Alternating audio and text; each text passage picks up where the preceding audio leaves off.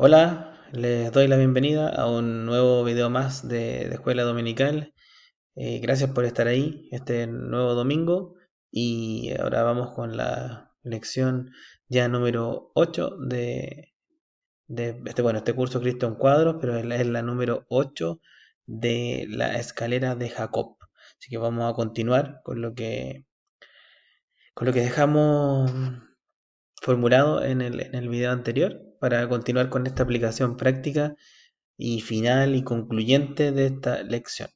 Así que antes de comenzar, le invito a que ore conmigo para que Dios nos guíe y nos ayude en esta clase que vamos a tener en este momento.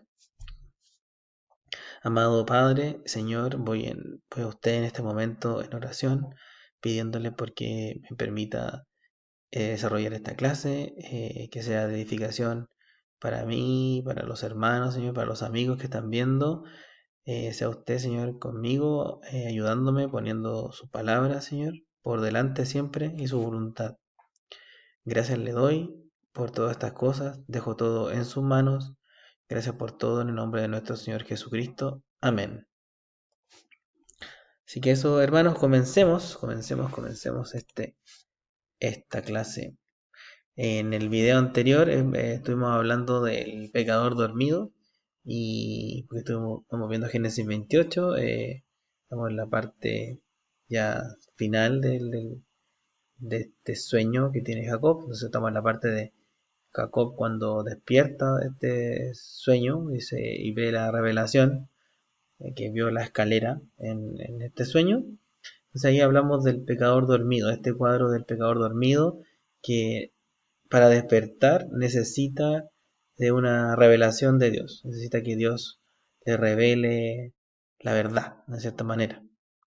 Este pecador dormido necesita que alguien le despierte. Entonces leímos Proverbios, Proverbios 6, Proverbios 6, Proverbios 6. Lo invito a que vayamos a Proverbios 6. Aquí estoy. Proverbios 6, el versículo 9. Dice: Perezoso, ¿hasta cuándo has de dormir? ¿Cuándo te levantarás de tu sueño? Obviamente el quien duerme siempre necesita que algo lo despierte. O sea, se despierta un despertador o alguien, o el sol de la mañana, o algo necesita para despertar, para volver a ver a un nuevo día. Pero en este caso el pecador que está dormido en sus pecados necesita que alguien le despierte con la verdad que está en la Biblia, la verdad del Evangelio.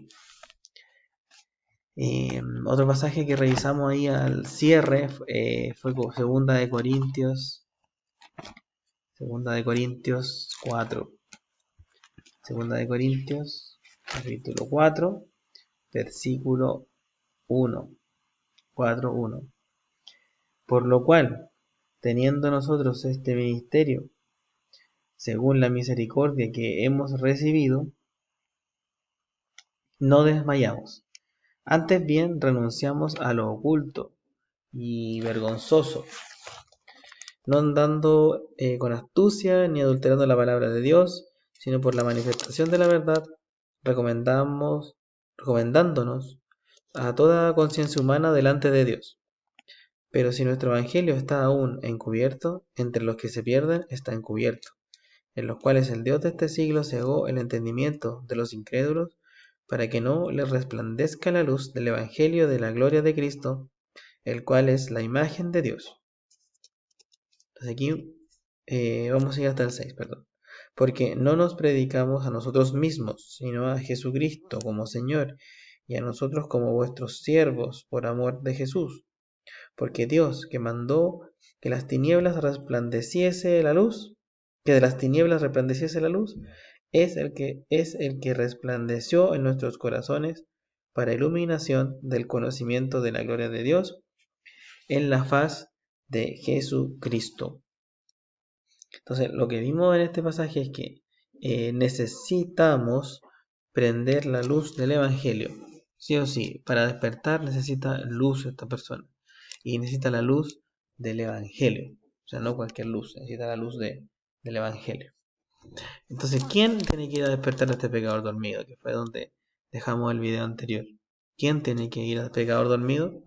Y vamos a seguir avanzando en esas conclusiones. Siguiendo en esta sección que se llama la reacción de Jacob. Si volvemos a nuestro pasaje central, Génesis 28, el versículo 17, dice: Y tuvo miedo, y dijo: cuán terrible es este lugar. No es otra cosa que casa de Dios y puerta del cielo. O sea, Jacob aquí, luego de despertar y ver la revelación de Dios, exclama: cuán terrible es este lugar. Cuán terrible es este lugar. O sea, pero antes también dice: tuvo miedo. Tuvo miedo y dice: cuán terrible es este lugar. Ahí tenemos un primer detalle. O sea, después de que tuvo esta revelación, se da cuenta de estas cosas. Él despierta de esta forma. Y recuerden que aquí estamos viendo un cuadro de Cristo en todo esto que estamos estudiando. Entonces él despierta, ve la revelación y tuvo miedo y dice: cuán terrible es este lugar. Cuando veamos dos pasajes, antes de llegar a esa conclusión y comentárselas, Isaías 6.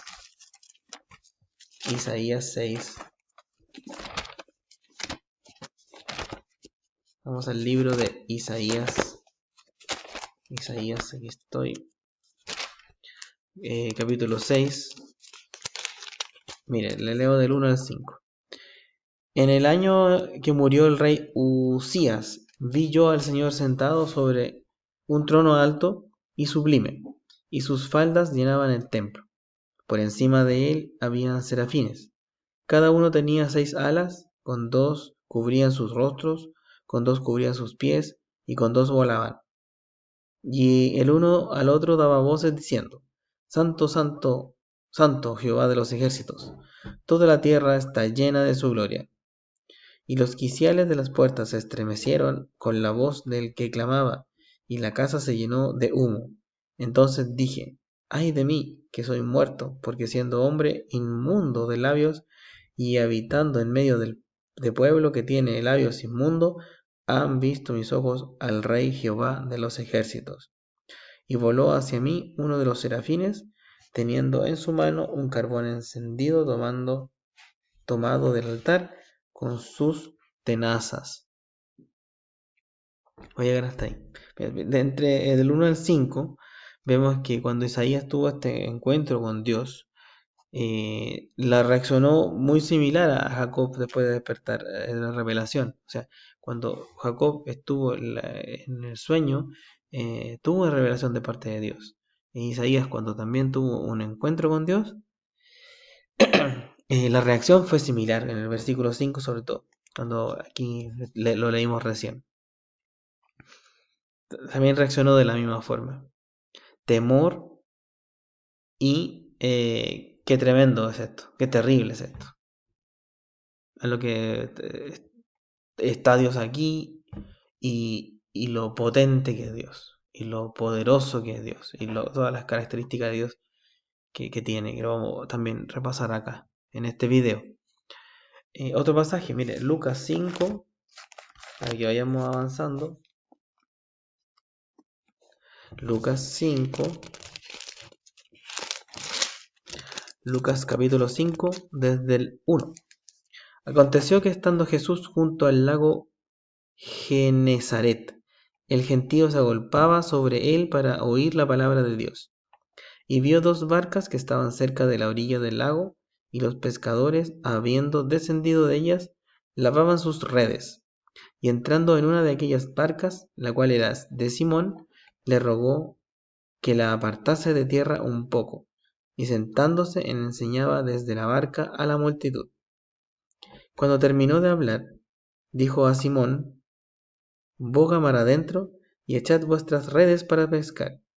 Respondiendo Simón le dijo: Maestro, toda la noche hemos estado trabajando, y nada hemos pescado, mas en tu palabra echaré la red. y habiéndolo hecho encerraron gran cantidad de peces y su red se rompía. Entonces hicieron señas a los compañeros que estaban en la otra barca para que viniesen a ayudarles, y vinieron, y llenaron ambas barcas de tal manera que se hundían. Viendo esto, Simón Pedro cayó de rodillas ante Jesús diciendo: Apártate de mí, Señor, porque soy hombre pecador. Si llego hasta ahí, nos damos cuenta que cuando Pedro se da cuenta quién era Jesús, Dios en la carne, Dios ahí, el creador, el mismo ahí enfrente de él, reaccionó de igual manera, se arrodilló, temió y se echó enfrente de él y dijo: soy hombre pecador. Se reconoció inmediatamente su condición de pecador, se humilló delante de él. Interesante, porque es parte importante del Evangelio. Cuando miramos a Cristo y nos damos cuenta quién es Cristo para nuestra vida, nosotros nos tenemos que humillar y de reconocer en primer lugar nuestra condición de pecador ante Dios. Entonces tanto Isaías como Pedro reaccionaron igual que Jacob en su encuentro con Dios mismo.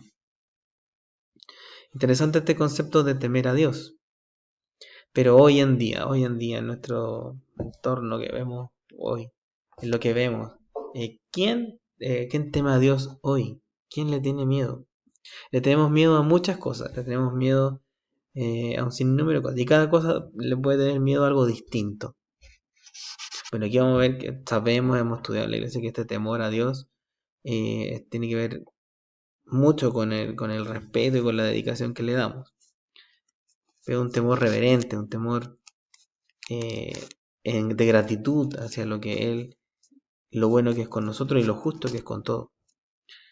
Pero a los reyes en la Edad Media siempre fueron temidos, y un gran consejo que les daban a ellos es que el rey, para mantener su reino, debía ser temido y amado. Nosotros tenemos nuestro rey, debemos temerle, porque Él es el que nos va a dar justicia en algún minuto. Y tenemos un sinnúmero de cosas, cada persona puede tener diferentes temas para tener miedo. Y hoy en día vemos que la gente le tiene miedo a cualquier cosa, menos a Dios. Menos a Dios. Incluso a este miedo más característico o más cercano, perdón, al terror, es el que nos infunden día a día para perder nuestro foco, para desorientarnos, para no entender que el que realmente le debíamos temer, y un temor reverente para poder estar en la voluntad de nuestro Dios y Rey, bueno, el Señor Jesucristo, y por sobre todas las cosas Dios. Cualquier cosa de hoy en día nos sacan de foco. Satanás, en su rol de imitador, perdón, busca mediante el terror asustar a los pueblos, asustar a la gente, y consigue cosas con eso. En unos videos atrás, al inicio, mostré cómo un ejercicio en base a ese tipo de cosas podía llegar a mover los pensamientos, a direccionar personas. Y lo importante es que lo consideran muchos agentes de poder hoy para controlar muchas cosas. Pero hoy tenemos la Biblia, la Escritura, la verdad enfrente de nosotros, y debemos creer a ella y, por sobre todo, tener este respeto, este temor reverente hacia Dios, que es lo que vemos en el cuadro de Jacob cuando despierta. Dice: cuán terrible es este lugar, porque wow, Dios tiene todo el poder y puede hacer conmigo lo que Él quisiese desde aquí para adelante. Él es soberano. Lo mismo Isaías, y lo mismo acá cuando se da cuenta que quien está ahí es Dios mismo. Pedro, tuvieron temor, un temor que lo llevó a humillarse, a asumir su condición de pecador y no quedarse dormido en sus pecados, a despertar ahí, que no soy esa persona que Dios quiere que sea, y me arrodillo y me humillo ante Él. Eso es lo que es lo importante. Entonces, hoy muchos, en este contexto que les estoy contando, las religiones se quedan en esto que le podemos llamar el abrazo cálido. Cuando alguien está en problemas, le hablamos de Jesús, le hablamos lo bueno que es, lo bueno que hizo por él, y le damos en el momento de la necesidad un Dios de amor, con un abrazo cálido en el momento de la necesidad, en el momento de la angustia, pero ya después nos olvidamos de esa persona y ya no le hablamos más, o no le estamos preguntando cómo sigue en su nuevo andar con Cristo, si es que lo logramos hacer. Es lo importante de los ministerios de la iglesia, el discipulado, que lamentablemente con todo esto que está pasando cuesta desarrollar más esas actividades. Pero ahí lo importante que eran estos ministerios, el evangelismo, el discipulado, las misiones, que poco pretendían que no fuese solamente un abrazo cálido en el momento cuando la persona lo estaba necesitando, sino que sea algo que se mantuviese en el tiempo. El acompañamiento con las personas que necesitan y se humillan y están en la condición que necesitan la gracia de Dios. Continuamos con nuestra lección. Veamos más pasajes. Primera de Juan.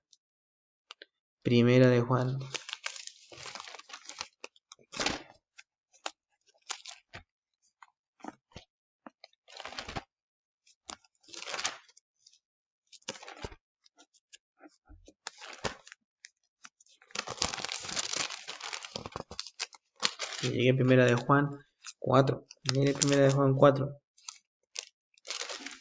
4 versículo 8. El que practica el pecado es del diablo, porque el diablo peca desde el principio. Para esto apareció el Hijo de Dios, para deshacer las obras del diablo. Y el 4:16, en esto hemos conocido el amor, en que Él puso su vida por nosotros. También nosotros debemos poner nuestras vidas por los hermanos. Entonces, si ve el 8, que practica pecados del diablo. El diablo es que desde el principio peca. ¿Y vino quién a deshacer estas obras del diablo? El Señor Jesucristo, el Hijo de Dios. Después, al final, vamos a ver algo bien interesante de esta característica de hijos de Dios. Pero hoy en día, en esto es conocido el amor, en que el Señor puso su vida por nosotros. También nosotros hagamos lo mismo por los hermanos. Estemos ahí presentes para entregar ese amor. Y ese amor es el Evangelio. Destinar nuestra vida, nuestro tiempo, nuestro espacio para otros, que sepan esto. Entonces, del Evangelio. Nuestro Dios no es solo amor, tiene más características y eso lo tienen que conocer por medio de nuestro las personas. Antes de concluir esta sección, me gustaría que veamos otro pasaje que tengo en el apunte, que es Primera de Timoteo. Primera de Timoteo 6. Primera de Timoteo 6. Primera de Timoteo 6, 16. El único que tiene inmortalidad, que habita en luz inaccesible, a quien ninguno de los hombres ha visto, ni puede ver, el cual sea la honra y el imperio sempiterno. Amén. Entonces es una característica de Dios, de Jesús, o sea, Dios en realidad, como para englobarlo, lo que quiero llegar, aparte de ser amor, es también luz, pero como dice acá, luz inaccesible. ¿Por qué inaccesible? Porque Él es santo, Él es justo, y aparte de bueno, y en Dios no hay tinieblas. No hay tinieblas en Él.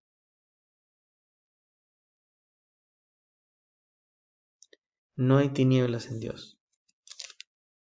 Él es santo, justo, bueno, aparte de tener amor por nosotros y demostrar su amor en lo que hizo Cristo en la cruz. Hebreos 12. Hebreos capítulo 12, la característica de Dios, de nuestro Señor. Hebreos 12, 29. Así que recibiendo nosotros un reino inconmovible, tengamos gratitud y mediante ella sirvamos a Dios, agradándole con temor y reverencia, porque nuestro Dios es fuego consumidor. Ahí el 28 por contexto, 12, 28 y 29. Entonces, así que nosotros recibiendo un reino inconmovible, de eso trata el temor a Dios. De lo que dice aquí, lo describe aquí, tengamos gratitud y sirvámosle a Dios con temor y reverencia, porque Él es el que nos va a juzgar cuando Él lo estime. Entonces, es importante temer a Dios, es importante, no es menor, no es menor. No es menor. El temer nos va a llevar a esa condición de humildad, a esa humildad constante que debemos tener. Hebreos 10, Hebreos 10, 26. Porque si pecaremos voluntariamente, después de haber recibido el conocimiento de la verdad, ya no queda más sacrificio por los pecados, sino una horrenda expectación de juicio y de hervor de fuego que ha de devorar a los adversarios. El que viola la ley de Moisés por el testimonio de 2 o 3 testigos muere irremisiblemente.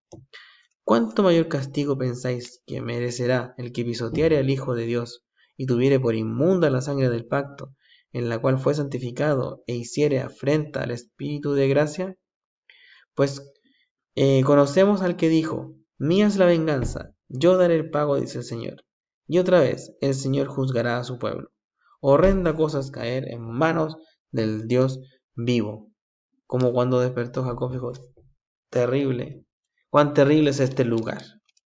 Lo mismo cuando nos damos cuenta que estamos dormidos en nuestro pecado y despertamos, ¿ya? Y quien despierta de eso se da cuenta que horrenda cosa es caer en manos del Dios vivo. Horrenda cosa es caer en manos del Dios vivo. Porque Él es el que tiene el poder de juzgarnos. Y el problema del pecador dormido que estamos hablando es que no conoce a Dios. Ese es el grave problema.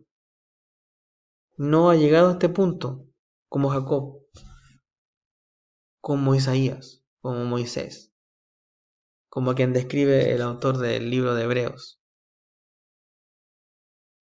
No se ha dado cuenta de eso. No conoce a Dios. Entonces, es necesario que quien no conoce a Dios le escuche a Dios, y eso solamente lo consigue a través de nuestra predicación, de nuestras conversaciones cotidianas o de la iglesia o de lo que sea, donde busquemos de manera o intencionada o no intencionada hablarle del evangelio a una persona. Solo lo consigue a través de la predicación. El hombre que no teme a Dios es porque no conoce a Dios. Y es por eso que necesita oír la voz de Dios, como le estoy diciendo a continuación. Esa voz de trueno de Dios la consigue a través de la predicación y de predicar el Evangelio. El Evangelio, como lo hemos enseñado aquí en la iglesia, no necesita saber o no necesita tener un consuelo así de que que lo apapachen, no sé, que lo consientan. Necesita entender la ley de Dios, necesita entender que Dios es justo y que se tiene que temer a Dios para llegar a esa condición de humillación ante Dios. Todos necesitan saber que Dios está, como dice acá,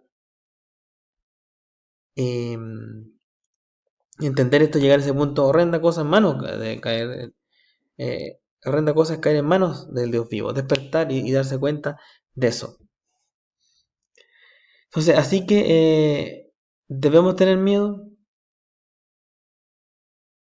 No una cosa de miedo, de pavor, de terror, porque a Dios no se le puede tener ese miedo de pavor, porque es quien nos salva de toda esta situación. Porque no es miedo, no es terror, no es pavor, no es una película de terror esto.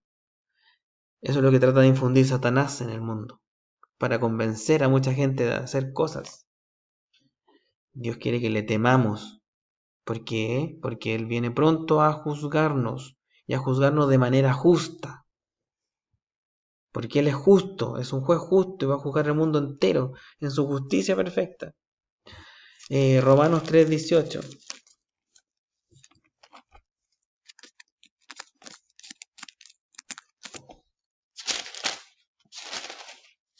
Romanos 3:18 dice: no hay temor de Dios delante de sus ojos.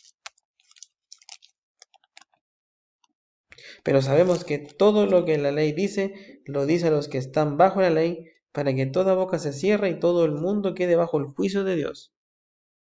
Debemos temer a Dios porque Él va a juzgar a todo el mundo.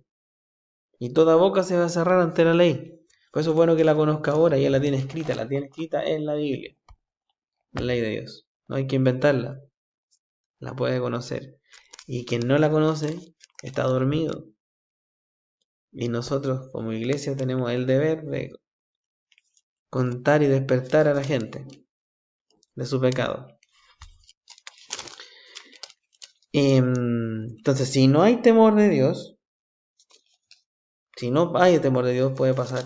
Aquí, veamos Romanos 13, que estaba aquí, los versículos anteriores, del 10 al 17, lo que estaba aquí. Como está escrito, no hay justo ni aún uno. No hay quien entienda, no hay quien busque a Dios. Todos se desviaron, a una se hicieron inútiles. No hay quien haga lo bueno, no hay ni siquiera uno. Sepulcro abierto de su garganta, con su lengua engañan. Veneno de áspides hay debajo de sus labios. Su boca está llena de maldición y de amargura. Sus pies se apresuran para derramar sangre. Quebranto y desventura hay en sus caminos. Y no conocieron camino de paz. Como dice el 18 ahora. No hay temor de Dios delante de sus ojos. Entonces, quien no tiene temor delante de sus ojos, hay pecado. Tiene pecado. Y Proverbios 16:6 dice: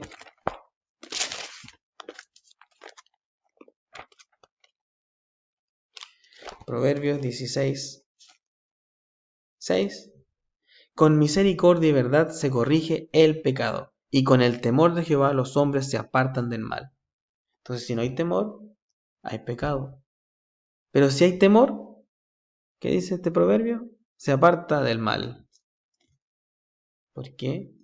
Porque tiene respeto a alguien superior que le está vigilando. Si usted aparece el jefe detrás suyo, lo más probable es que se porte mejor que cuando no está.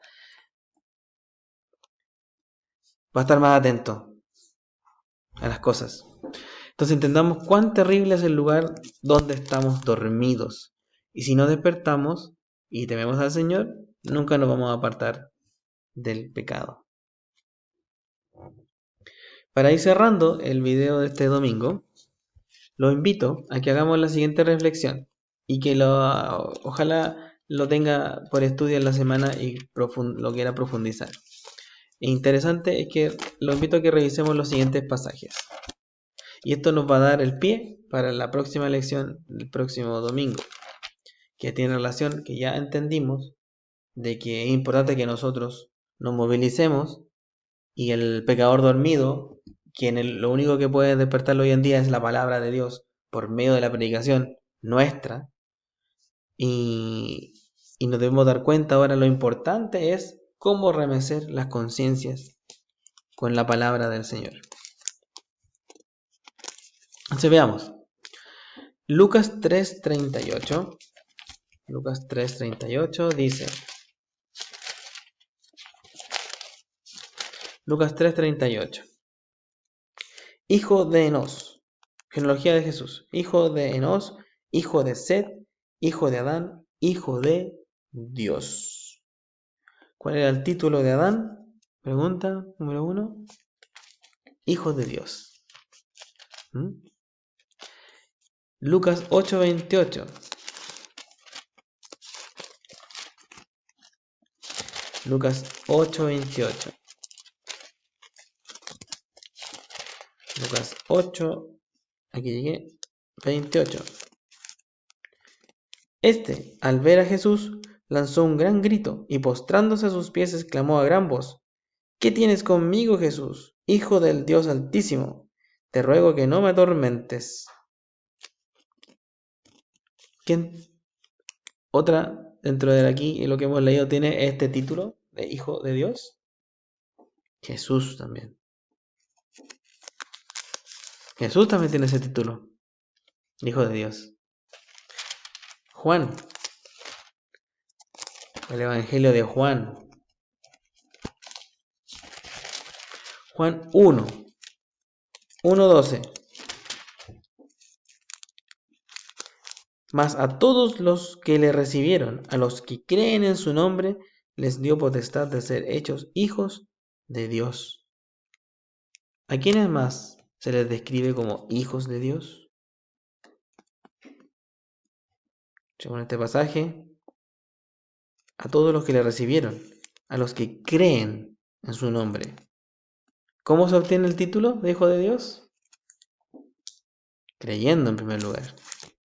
Creyendo de verdad. Creyendo de verdad en el nombre del Señor Jesucristo, en su evangelio, en lo que hizo. Primer requisito. Recuérdelo, amigo que está viendo este video. El título de hijo de Dios se obtiene creyendo en primer lugar. Juan 3. Desde el 1. Había un hombre de los fariseos que se llamaba Nicodemo, un principal entre los judíos. Este vino a Jesús de noche y le dijo: Rabí, sabemos que has venido de Dios como maestro, porque nadie puede hacer estas señales que tú haces si no está Dios con él. Respondió Jesús y le dijo: de cierto te digo que el que no naciere de nuevo no puede ver el reino de Dios. Nicodemo le dijo: ¿cómo puede un hombre nacer siendo viejo? ¿Puede acaso entrar por segunda vez en el vientre de su madre y nacer? Respondió Jesús: de cierto te digo que el que no naciere de agua y del Espíritu no puede entrar en el reino de Dios.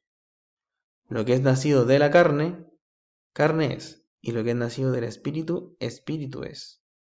No te maravilles de que te dije: os es necesario nacer de nuevo. El viento sopla de donde quiere y oyes su sonido, mas ni sabes de dónde viene ni a dónde va. Así es todo aquel que es nacido del Espíritu. Respondió Nicodemo y le dijo: ¿cómo puede hacerse esto? Respondió Jesús y le dijo: ¿eres tú maestro de Israel y no sabes esto? De cierto te digo que lo que sabemos hablamos, y lo que hemos visto testificamos, y no recibís nuestro testimonio. Si os he dicho cosas terrenales y no creéis, ¿cómo creéis si os dijere las celestiales? Nadie subió al cielo sino el que descendió del cielo, el Hijo del Hombre, que está en el cielo. Y como Moisés levantó la serpiente en el desierto, así es necesario que el Hijo del Hombre sea levantado, para que todo aquel que en él cree no se pierda, mas tenga vida eterna. Porque de tal manera amó Dios al mundo, que ha dado a su Hijo unigénito, para que todo aquel que en él cree no se pierda, mas tenga vida eterna. Porque no envió Dios a su Hijo al mundo para condenar al mundo, sino para que el mundo sea salvo por él. El que en él cree no es condenado, pero el que no cree ya ha sido condenado, porque no ha creído en el nombre del unigénito Hijo de Dios. Voy a leer hasta ahí. Pero un pasaje súper conocido, el Juan 3:16, dentro de un contexto más amplio, se entiende mucho mejor. Estaba Jesús con Nicodemo, este fariseo, maestro, hablando con Jesús, y le da muchas claves. Así que muy buen pasaje para reflexionar durante la semana en lo que le dice Cristo a Nicodemo. Y una de las cosas clave que encontramos aquí es: ¿qué se tiene que hacer para entrar al reino de Dios? Porque una cosa que vimos es que cómo se obtiene el título de Hijo de Dios, creyendo, pero hay otra cosa más. ¿Qué hay que hacer para entrar al reino de Dios? Mi amigo, mi hermano, ¿qué tiene que hacer? Versículo 5. De cierto te digo que el que no naciere de agua y del Espíritu no puede entrar en el reino de Dios. Lo que es nacido de la carne, carne es, Y lo que es nacido del Espíritu, Espíritu es. Hay que nacer de nuevo, en definitiva. Una condición para entrar al reino de Dios es nacer de nuevo, arrepentirse y nacer de nuevo. Como un bebé cuando nace, siente esa necesidad de, no sé, de llorar o de querer comer o de tener sed. El que nace de nuevo en el espíritu debe tener necesidad de Biblia, necesidad de entender, de querer aprender, de querer saber más de Dios, de saber más de aquel que le salvó. Entonces, como dice el Salmo 119, ¿cómo oraba David? Salmo 119. ¿Cómo oraba este salmista David en este Salmo 119? En este hermoso y largo salmo, pero en esta fracción muy corta. 119, 17. Haz bien a tu siervo que viva y guarde tu palabra. Abre mis ojos y miraré las maravillas de tu ley. Oremos siempre por estas cosas. Oremos siempre por que no perdamos la condición de siervo, que guardemos la palabra de Dios, que cuando veamos la Biblia sea con ojos bien abiertos y ver lo maravilloso que es Dios con nosotros cada día. Oremos por los demás hermanos, por los quienes no tienen en Cristo, no tienen la salvación, por quienes no han creído en el Señor. Oremos por ellos, porque el mundo está muy malo y en cualquier momento viene el Señor por su iglesia. Oremos también por la venida del Señor. Estemos atentos y cuidémonos, tanto en lo físico como dicen ahora, pero sobre todo en lo espiritual. Cuidémonos como iglesia en lo espiritual y oremos por nuestra iglesia, por los amigos también, que podemos compartirle estas cosas dentro de lo que se pueda. Así que hasta aquí, hermanos, por este domingo. Voy a terminar este video en oración y me despido de cada uno de ustedes. Gracias, Padre, Señor, porque me permitió desarrollar esta clase para los hermanos. Sea usted con cada uno de ellos, Señor, los hermanos de la iglesia Bíblica Bautista Macul, para que les proteja en la semana y tengan una muy buena semana en sus trabajos, en sus casas, Señor. Quienes no tengan el trabajo, usted también provéale uno. Cuídenos, hermanos de la iglesia, gracias por su protección. A quienes han presentado peticiones de oración en la semana, también esté con ellos, Señor, fortaleciéndole, acompañándoles con su protección, Señor. Gracias le doy por todas estas cosas y dejo toda esta semana que viene en sus manos, en el nombre de Jesús. Amén.